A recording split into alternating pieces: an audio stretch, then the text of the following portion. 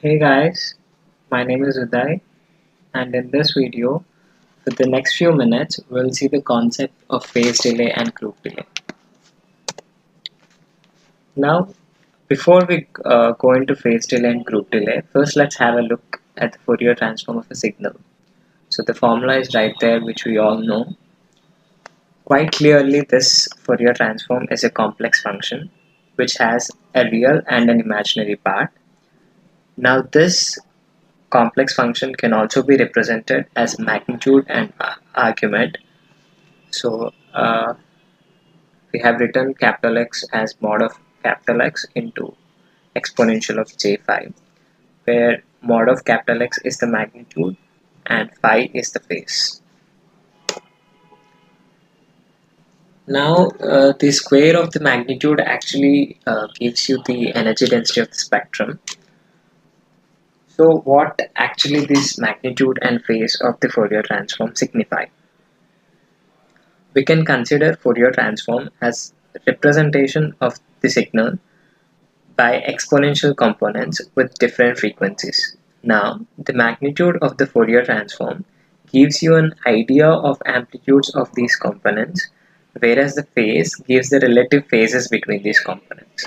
Example, if for example consider a signal x of t, and if its Fourier transform is capital X of j omega.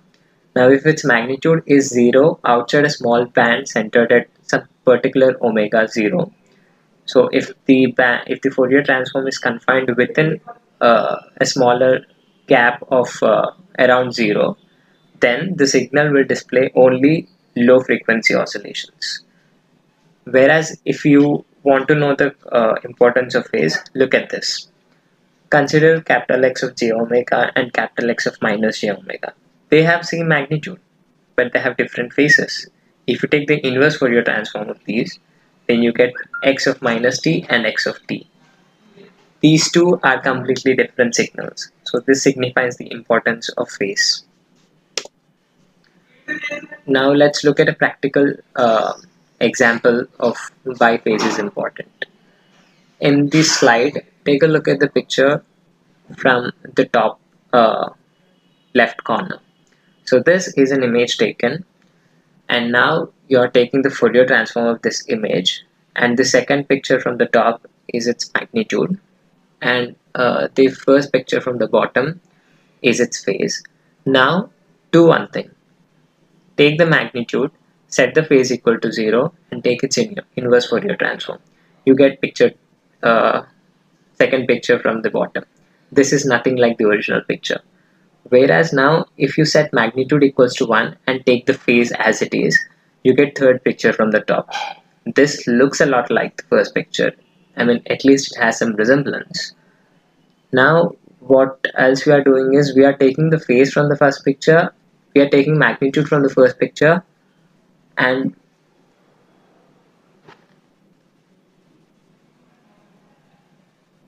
yeah, we are taking phase of the first picture and we are taking the magnitude of the picture that is at the bottom right corner. Now this on inverse Fourier transform will give you the picture, the last picture from the top. Now let's look at the magnitude phase representation of the frequency response of linear time invariant systems. So a linear time invariant system is characterized by this equation. This is convolution theorem, as we all know. So if an input signal is x of t and h of t is the frequency response of the system, if it's a linear time invariant system, then we get output as y of t.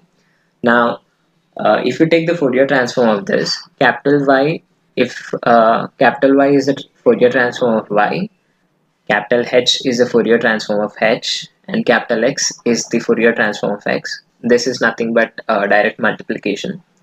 Now the magnitude and phase of the output are denoted differently. If you take a look at the magnitude, it's direct multiplication of capital H and capital X. Whereas if you take the arguments, you have to add the argument of capital X and capital H. So as we have seen, the magnitude of the input Fourier transform is actually scaled by passing through an LTI system. That is, it's multiplied by capital H. That is, the magnitude of capital H of j omega is called the gain of the system. Whereas if you take the phase, it's rather shifted, it's added rather shifted, so it's called phase shift of the system. The argument of the frequency response of the system is called the phase shift of the system.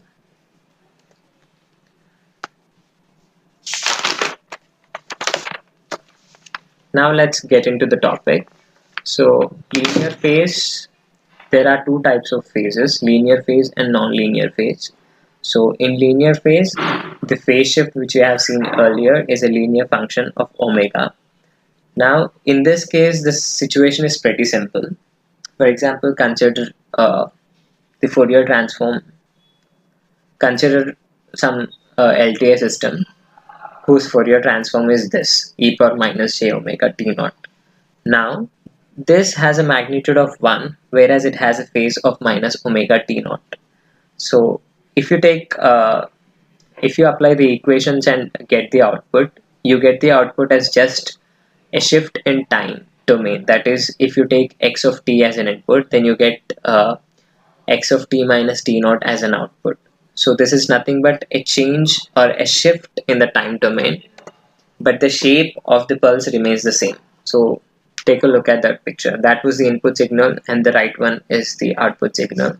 The shape of the signal has not changed, but it was shifted. It shifted for about some change, and this can be easily calculated by this formula, that is minus argument of capital H upon omega. I'm going to verify this for you. In the previous example, as we have seen, the phase was minus omega t naught and the shift was t naught. So put those values in here. So minus of minus omega t naught upon omega, that gives you t naught, and that's exactly the shift, and this shift in time is called the phase delay. Now there are a lot of cases where this phase shift is not a linear function of omega. Then it's non-linear phase, and then things can be a little different. In this case, the relative phases of complex, as we have said earlier, Fourier transform is a summation of exponential components of different frequencies. In case of nonlinear frequencies, the relative phases between these components are shifted, and they are not shifted in a particular manner.